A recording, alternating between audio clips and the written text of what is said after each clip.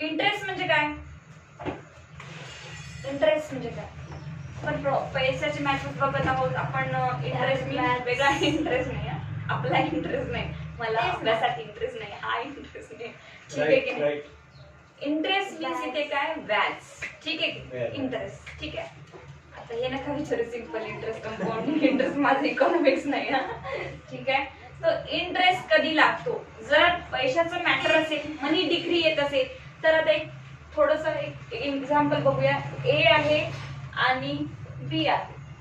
ए ने सूट फाईल केला आहे कशाला? बी वर, रिकव्हरी ऑफ अमाऊंट साठी, ठीक आहे. रिकव्हरी ऑफ अमाऊंट होऊ शकतं. यांनी 1 लाख रुपये उधार घेतले होते, ठीक आहे. 1 लाख रुपये उधार घेतले, आता याला वापस पाहिजे.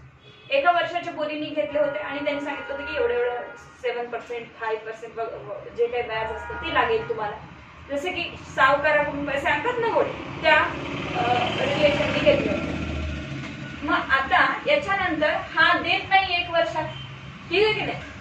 मग होऊ शकते यांनी म्हटलं ज्या दिवशी मी तुला पैसे देणार त्या दिवसापासून आपलं इंटरेस्ट सुरू होईल, म्हणजे त्याचा व्याज सुरू होईल, ठीक आहे. आता 1 वर्षाचा इंटरेस्ट प्लस याला काय हो? प्रिन्सिपल अमाऊंट द्यायचं होतं, म्हणजे काय? 1 लाख प्लस विथ इंटरेस्ट द्यायचे होते त्याला वापस वर्षभरामध्ये. पण यांनी दिले नाही.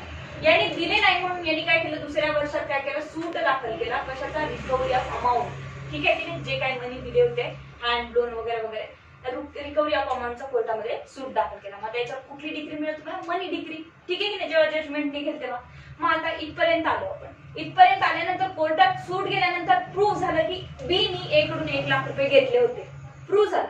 प्रूव्ह झाल्यानंतर कोर्ट आता त्या 1 लाख रुपयावर इंटरेस्ट कधीपासून लावणार? मॅटर प्रश्न कुठे उद्भवतो की कोर्ट कधीपासून लावणार? मग आता जर क्लिअर असेल, हे प्रूव्ह झालं असेल की 1 लाख प्लस 5% इंटरेस्ट जो आहे तो ज्या दिवसपासून पैसे घेतले त्या दिवसपासून लागणार, हा प्रूव्ह झालाय. तर कोर्ट काय करेल? त्या दिवसपासून, ज्या दिवशी पैसे घेतले होते त्या दिवसपासून सूट दाखल करेपर्यंत तुम्हाला 5% इंटरेस्ट लागणार. जर यांनी मेन्शन केलं असेल, कॉन्ट्रॅक्ट असेल, अग्रीमेंट लिहिलं की 5% लागणार. आणि जर मेन्शन केलं नसेल तर कोर्टाला डिस्क्रिएशन आहे. कोर्टाला कोणाचा जास्त लॉस झालाय त्याबाबत कोर्ट काय करू शकतं? मनाने कितीही इंटरेस्ट लावू शकतो, म्हणजे रिझनेबल प्राइस मध्येच लावू शकतं. कितीही मीन्स नॉट एक्सिडिंग, ठीक आहे की नाही? बट रिझनेबल प्राइस मध्ये कोर्ट काय करू शकतो? मात्र 6%, 7% किंवा 2% असा, जर यांच्या कॉन्ट्रॅक्ट मध्ये इंटरेस्टचा पर्सेंटेज मेन्शन नसेल तर. कुठून कुठपर्यंत? ज्या दिवशी तुम्ही ठरवलं होतं त्या दिवसापासून सूट दाखल करेपर्यंत. मग आता सूट दाखल करेपर्यंतच होईल का? मग कोर्ट काय म्हणेल? ठीक आहे, सूटचं जजमेंट लागेपर्यंत, जेवढा कालावधी जजमेंटला लागला ना, काल आपण बघितलं ना ड्युरेशन ऑफ जजमेंट, या ड्युरेशन मध्ये पण तर व्याज वाढतच चालले ना आता, ठीक आहे की नाही? मग कोर्ट काय करणार? या ड्युरेशन म्हणजे ज्या दिवशी आधी पण सूट दाखल करायच्या आधी पण कोर्ट त्या पर्सनवर इंटरेस्ट लावू शकतं आणि जे ड्युरेशन जेवढं लागलं ना तेवढं आपण पर्सेंटेजनी इंटरेस्ट याच्यावर लावू शकतो. कळलं? परत सांगू, सूट दाखल करायच्या आधी पण ज्या दिवशी पैसे उचलले ना तिथून सूट दाखल करेपर्यंतही कोर्ट तुम्हाला इंटरेस्ट लावू शकतो. की तुम्ही बोलला होतात ना की याला 5% इंटरेस्ट देणार, तुम्ही दिले नाही 1 लाख वर, तर चला मग ज्या दिवशी तुम्ही सूट दाखल करायच्या आधीच बोलती मी, आणि ज्या दिवशी सूट दाखल केला ना त्या दिवसापासून प्लस इंटरेस्ट लागू शकतो. कुठपर्यंत? ज्या दिवसपर्यंत तुमचं जजमेंट येत नाही तोपर्यंत. तर हे दोन जे सिच्युएशन आहे, सूट दाखल करायच्या आधीचा 1 वर्षाची जी बोली ती त्या 1 वर्षाची, आणि सूट दाखल केल्यानंतर जजमेंट लागेपर्यंत ड्युरेशनची, इथं कोर्टाला डिस्क्रिएशन आहे की मी किती इंटरेस्ट लावायचा तुमच्यावर. जर मेन्शन नसेल तर, मेन्शन असेल तर कोर्टाला तेवढंच लावावं लागेल. मेन्शन असेल 5% कोर्ट लावत असेल 7% तर बी ऑब्जेक्शन घेणार नाही का? ठरलं तर 5% होतं, तुम्ही 7 कसं काय लावताय? कोर्ट नाही लावू शकत. जर ठरलं असेल तुमच्या कॉन्ट्रॅक्ट मध्ये, अग्रीमेंट मध्ये, बॉन्ड मध्ये. पण ठरलं नसेल तर कोर्टाला डिस्क्रिप्शन आहे, कोर्ट त्याचं कॉन्ट्रॅक्ट लॉफुल आहे. लायसन्स असतात ना, लायसन्स नसेल तर, लायसन्स नसेल तरी लॉफुल आहे. लॉफुल. पैसे हँड लोन घेतले विषय संपला, असं काही नसतं. आणि कुणी कोणाला फुकट देतं का पैसे? किती इंटरेस्ट मीच देते, तसं कसं शक्य आहे? इंटरेस्ट वाढण्यासाठी मी मुद्दाम 12 वर्ष लावते, रिझन द्यावं लागतात ना. मी जेव्हा एखादी सूट दाखल करते तेव्हा मला लेट का होत आहे ते रिझन द्यावं लागतात, ठीक आहे की नाही? तर मनी डिक्रीचा 6% तुम्हाला व्याज लावू शकतो. इकडे डिस्क्रिप्शन आहे कोर्टाला, इकडे डिस्क्रिप्शन कोर्टाला वापरता येते, ठीक आहे? तर बघूया आता सेक्शन काय म्हणतो, वाचल्यावर कळेल. Section 34 interest where and in so far as the decree is for the payment of a money. काय पेमेंट ऑफ ए मनी, पैशाचं पेमेंट करायचं तुम्हाला. The court may in the decree order interest at such a rate as the court deems reasonable to be paid on the principal sum adjudged from the date of the suit to the date of the decree. From the date of the suit to the date of the decree. ठीक आहे, तिथपर्यंत. आणि मनाने description वापरून court देऊ शकते. In addition to any interest adjudged on such principal sum for any period prior. Prior period म्हणजे कोणता होता? 1 वर्षाचा पिरियड होता सूट दाखल करेपर्यंत. कळलं शिवानी? परत सांगू. सूट दाखल करेपर्यंतचा जो पिरियड होता, या दिवशी पैसे घेतले, या दिवशी पैसे घेतले, या दिवसपासून 1 वर्षानंतर सूट दाखल केला, तर हा प्रायर पिरियड आहे. काय प्रायर पिरियड आहे? इथे कोर्टाला जर इंटरेस्ट लावायचा असेल त्या पर्सनवर तर काहीही कोर्टाच्या मनाई लावू शकतं. म्हणजे 5%, 10%, 2%, वाटेवर जे त्याला वाटेल तसं, जे एव्हिडन्स आणि केस बघून कुणाचा जास्त लॉस होणे यावर. पण जर कॉन्ट्रॅक्ट मध्ये 5% मेन्शन असेल तर कोर्टाला डिस्क्रिप्शनच नाही. कारण पार्टीनीच ऑलरेडी ठरवूनच आले की आम्हाला किती इंटरेस्ट देणार होतो, आम्ही एकमेकाला घेणार होतो. हे आहे प्रायर पिरियड. इथे कोर्ट डिस्क्रिप्शन यूज करू शकतात. सूट नंतर जजमेंट डिक्री मिळेपर्यंत ही कोर्ट काय करू शकतं? आपलं सुमोटो जे काही कोर्टाचं डिस्क्रिप्शन आहे किती पर्सेंटनी द्यायचं हे यूज करू शकतं. पुढे काय म्हणते बघा. In addition to any interest added on the principal sum for any period prior to the institution of the suit. Institution of the suit म्हणजे काय? हेच पिरियड सांगतात परत की इन्स्टिट्यूशन करेपर्यंत. and with a further interest at the such a rate not exceeding 6% per annum as the court deems reasonable on such a principal sum for the date of the decree to the date of a payment or to such earlier date as the court thinks fit. बघा आता परत काय म्हटलं आहे? Court decree ते payment पर्यंत, decree मिळाल्यानंतर judgement मिळाल्यानंतर तर पेमेंट पर्यंत कोर्ट 6% एक्सेड लावू शकते. कळलं? परत वाचायचं तर वाच. थोडंसं किचकट दिलंय उलट सुलट, पण बरोबर वाचलं ना तर लक्षात येतं. Where and in so far as a decree is for the payment of money. मनीसाठी आहे, पेमेंट ऑफ मनीसाठी डिक्री मला पाहिजे आहे. The court may in the decree order interest at such rate as the court deems reasonable to paid on the principal adjust. बघा court order करेल जे कोर्टाला डीम्स फिट वाटेल, कोर्टाला योग्य वाटेल ते. From the date of a suit, from the date of a suit to the date of a decree. From the date of a suit आधी दिले त्यांनी, from the date of a suit to the date of decree, आणि नंतर प्रायरचं नंतर बोलत आहेत ते लक्षात ठेवा. ठीक आहे. In addition to any interest adjust on such a principal sum for any period prior. पण पुन्हा काय करेल कोर्ट ऍडिशन पण करू शकेल. कुठे? प्रायर पिरियड साठी की नाही. 1 वर्षाचं तुम्ही आधी बोलली होती ना, तर तो पण आता तुम्ही द्या त्याला interest. To the institution of suit. Prior period कुठपर्यंत आहे? ज्या दिवशी झालं ते तुमचं एवढ्या व्याजाने मी 1 लाख रुपये घेऊन झालं तर इन्स्टिट्यूशन ऑफ सूट पर्यंत. ठीक आहे. Then as the court deems reasonable on such a principal sum from the with the further interest at such a rate not exceeding 6% per annum. further interest नंतरचा जो इंटरेस्ट आहे तो as per 6% annumच्या वर जाणार नाही, म्हणजे वार्षिक 6%.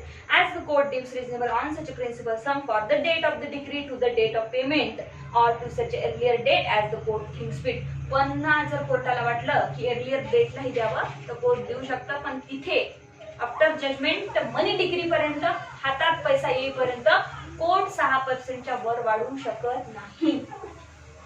Provided that where the liability in relation to the sums adjust had arisen out of the commercial transaction. आता हेच जर आपण 1 लाख रुपये कोणाला दिले, ठीक आहे, आकाशने मला 1 लाख रुपये दिले, मॅडम घ्या 5% इंटरेस्ट, साधा ट्रान्झॅक्शन आहे. पण कमर्शियल ट्रान्झॅक्शन होतात खूप मोठे मोठे कंपन्यांचे, ठीक आहे की नाही. इंटरेस्टनी बँकेकडून लोन काढतात किंवा कुणाकुणाकडून लोन काढतात, खूप सारे करोडोनी लोन असतं, त्याला कमर्शियल ट्रान्झॅक्शन म्हणतात. The rate of such further interest may exceed 6%. मग कमर्शियल ट्रान्झॅक्शन मध्ये कोर्टाला 6%च्या एक्सिड जाण्याचा अधिकार आहे. कळलं का? करोडोनी कोणी बिझनेस करत असेल, लोन काढत असेल तर कोर्ट, मग इथे तर कोर्टाला डिस्क्रिप्शन आहेच. सूट दाखल करेपर्यंत डिस्क्रिप्शन आहे. आफ्टर दॅट सूट जेवढे ड्युरेशन म्हणजे 2 वर्ष जर सूट चालत असेल कोर्टामध्ये तर त्या 2 वर्षापर्यंत पण डिस्क्रिप्शन आहे कोर्टाला. आणि पुन्हा समोर काय म्हटलं, साध्या मॅटर मध्ये कोर्टाला 6%च्या एक्सिड जाता येत नाही मनी डिग्री मिळेपर्यंत, पण कमर्शियल ट्रान्झॅक्शन जर असेल तर कोर्ट 6% एक्सिड करू शकतो. कुठे? या लास्ट स्टेज. कळालं? म्हणजे कमर्शियल पर्पज साठी घेतला असेल तर कमर्शियल पर्पज साठी घेतला असेल तर कमर्शियल ट्रान्झॅक्शन खूप मोठे कोटीचे कमर्शियल ट्रान्झॅक्शन असतात. इथे ऑलरेडी कोर्टाला डिस्क्रिप्शन आहे म्हणून खाली ते पॅरा दिलं नाही, सांगितलंच की ऑलरेडी डिस्क्रिप्शन आहे किती लावू शकतं, पण मनी डिग्री पर्यंत साध्या मॅटर मध्ये 6%च्या वर जाऊ शकत नाही. पण कमर्शियल असेल तर कमर्शियल ट्रान्झॅक्शन मध्ये कोर्ट एक्सीड करू शकतो आपला पॉवर 6%चा. Then per annum but shall not exceed the contractual rate, but shall not exceed the contractual rate. आता हे काय सांगा बरं, समजलं असेल? कमर्शियल वाल्यांनी जेव्हा कॉन्ट्रॅक्ट केला दोन कंपनी की मी तुम्हाला 12% इंटरेस्ट देणार, जेव्हाही कोर्ट काय करतं, सॉरी पार्टीज कॉन्ट्रॅक्ट मध्ये मेन्शन करतं ना काही आकडा, तर ते कोर्टालाही अधिकार नसतो पुढे जाण्याचा. ठीक आहे, जर दोन कंपनीनी म्हटलं की ठीक आहे मी तुम्हाला 12% इंटरेस्ट देणार, मग आता कोर्ट 6%च्या वर वाढू शकतो पण 12%च्या वर वाढू शकत नाही, कोर्ट एक्सीड करू शकत नाही त्यांनी जी दोघांनी आकडा टाकलाय तो. So interest or where there is no contractual rate, but contractual rate नसेल तर कोर्ट वापरू शकतो. ठीक आहे, रेटच नाही, कॉन्ट्रॅक्ट मध्ये काही टाकलं नाही की किती पर्सेंट आहे त्याची. The rate at which money are lent or advance by nationalised bank in relation to the commercial transaction. But आता काय म्हटलं आहे, कमर्शियल ट्रान्झॅक्शन मध्ये सिंपल आहे, 6% एक्सीड मध्ये जाऊ शकतं कोर्ट, बट त्यांनी जर कॉन्ट्रॅक्ट मध्ये आकडा टाकला असेल तर त्याच्यावर जाऊ शकत नाही. आणि कोर्ट अजून एक्सीड काय करू शकत नाही, जे नॅशनलाइज बँकेचं जे व्याज असतं ना त्या व्याजाच्या पलीकडे कोर्ट जाऊ शकत नाही. म्हणजे आता एसबीआयचं व्याज जे आहे ना, एसबीआयचं जे व्याज आहे लोन चालल्यानंतर तर 12% व्याज आहे. ठीक आहे, आणि सीपीसी काय म्हणतं, कोर्ट कमर्शियल ट्रान्झॅक्शन मध्ये 6%च्या वर इंटरेस्ट लावू शकतो कमर्शियल ट्रान्झॅक्शन, पण ते 12 पर्यंत. हा, पण जर एसबीआयचा रेट नॅशनलाइज्ड बँकेचा जर रेट काय हो लास्टली या वर्षाचा 12% आहे. 12%च्या वर नॅशनलाइज बँक सुद्धा इंटरेस्ट लावत नाही कुणालाच, कळलं का? मग आता कोर्ट याच्यावर जाऊ शकत नाही. इंटरेस्ट मध्ये काय काय लक्षात ठेवायचं आपल्याला, पहिले तर की कोर्ट सूट जेव्हा दाखल करायच्या आधी काही पिरियड गेला असेल तर तिथे डिस्क्रिशननी तुमच्यावर इंटरेस्ट लावू शकतो ज्याच्याकडून पैसे घेणे आहे. सूट इन्स्टिट्यूट केल्यानंतर जजमेंट लागेपर्यंत, डिग्री येईपर्यंत मनाने इंटरेस्ट लावू शकतो, पण त्याच्यानंतर कोर्ट काय करेल 6% मध्येच गुंडाळून टाकेल तुम्हाला. समजा जजमेंट येईपर्यंत प्लेंटिफ म्हणाल ना की जे आमच्या कॉन्ट्रॅक्ट मध्ये ठरले त्याप्रमाणेच लावायचे. मग कॉन्ट्रॅक्ट मध्ये ठरलं तर कोर्टात जायचं कामच नाही इंटरेस्ट साठी, इंटरेस्ट बद्दल कोर्ट विचारच करणार नाही. हा, इंटरेस्ट साठी जातो. तुम्हाला माहितीये का, मी जर म्हंटल की सिंपल उदाहरण घेऊया. ठीक आहे, मी माझ्या नवऱ्याशी लग्न केलं, मी म्हटलं की 3 वर्षात आपल्याला सोबत राहायचं आणि कोर्टात गेलो. ठीक आहे की नाही, आता कोर्टात गेल्यानंतर 4 वर्षानंतर कोर्टात गेलो, म्हटलं आम्हाला डायव्होर्स घ्यायचा. कोर्ट काय ऑलरेडी डायव्होर्स झालाय तुमचा, कळलं तुम्हाला, आम्ही काहीच करू शकत नाही.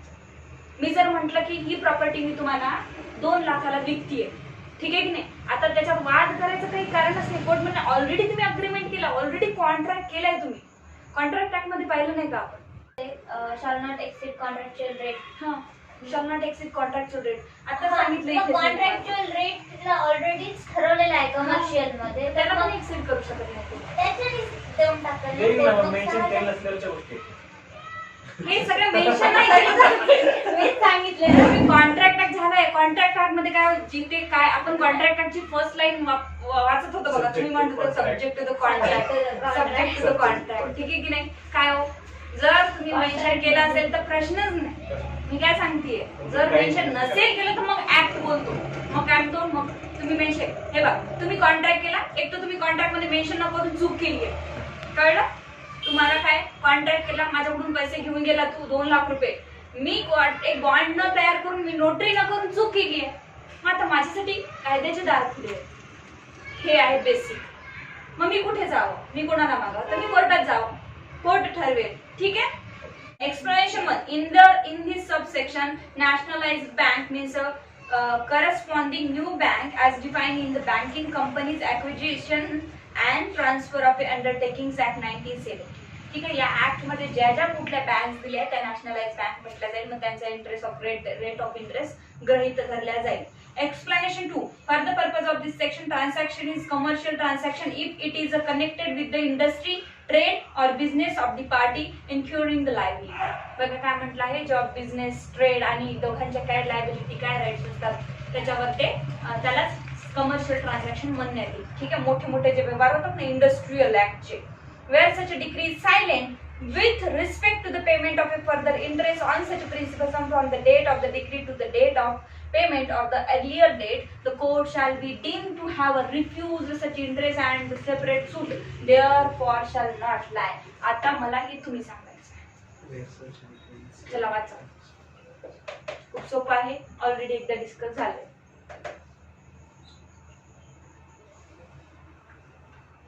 हळू वाचा, व्यवस्थित वाचा. डिग्री मध्ये काही मेन्शनच केलं नाही की किती % देणार, तर त्याच्यासाठी नंतर दुसरा सूट दाखल करावा लागेल. येस, 70% बरोबर आहे. हे बघा, फोडून फोडून वाचायचं. तर वाचायचं कसं, समजा आपल्याला नाही समजलं, युट्यूबवर पाहायला मिळालं नाही, कुठेच मिळत नाही, कधी कधी होतं ना असं की आपल्याला कॉन्सेप्टच क्लिअर होत नाही, डोकं शांत करायचं, एक एक म्हणजे ते असं मानलं जाईल की कोर्टाने ते रिफ्यूज केलं. Yes. आपण शिकलो होतो. ठीक आहे. तर बघा काय म्हणते, fair such a degree silent degree interest. त्याच्यासाठी separate सूट इंटरेस्ट बद्दल त्याच्यासाठी सेपरेट सूट टाकू शकत नाही. राईट. ठीक आहे. डिग्री सायलेंट आहे. डिग्री मध्ये काहीच म्हटलं नाही. डिग्री मध्ये इतकंच म्हटलंय फक्त की यांनी याचे 2 लाख रुपये द्यायचे. इंटरेस्ट बद्दल डिग्री काहीच बोलत नाही. पुढे काय म्हणते, डिग्री सायलेंट म्हणजे शांत आहे डिग्री, काहीच लिहिलं नाही त्यात. With respect to the payment of further interest. कशाबद्दल सायलेंट आहे? With respect to the interest of further interest, म्हणजे इंटरेस्ट बद्दल सायलेंट आहे. ऑन सच प्रिन्सिपल्स ऑफ, कोणत्या प्रिन्सिपल्स? 2 लाख. ज्या 2 लाखावर व्याज मिळणार होतं त्याच्याबद्दल डिग्री सायलेंट आहे. From the date of the decree to the date of the payment of or other earlier date. Earlier date means कोणत्या डेट दिलाय त्यांनी? From the date of the decree म्हटलंय. एर्लियर डेट कुठल्याच interest बद्दल कोर्टाने सांगितलं नाही. होऊ शकते मग कोर्टाने एवढंच मेन्शन केलं असेल की ज्या दिवशी तू पैसे घेतले त्या दिवशी सूट दाखल करेपर्यंत त्याला 5% इंटरेस्ट दे, आणि इकडचं कोर्टाने काही सांगितलं नाही, याच्याबद्दल कोर्ट सायलेंट आहे.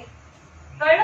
परत काय म्हणतं कोर्ट, याच्याबद्दल काही सांगत नाही. प्रायर डेट पर्यंत कोर्ट म्हणतं सूट इन्स्टिट्यूट केला त्या दिवसपासून जेवढं ड्युरेशन मला सॉल्व्ह करायला लागलं केस, ठीक आहे की नाही, त्या दिवसपासून तिथपर्यंत काय म्हणतं 5% इंटरेस्ट दे. प्रायर बद्दल डिग्री काहीच बोलत नाहीये, नंतरही काहीच बोलत नाहीये. सूट ज्या दिवशी इन्स्टिट्यूट केला जजमेंट लागेपर्यंत. मात्र सायलेंट कोणाबद्दल आहे? डिग्री प्रायर बद्दल आहे. सायलेंट कोणाबद्दल आहे? Decree money डिक्लेरेबल.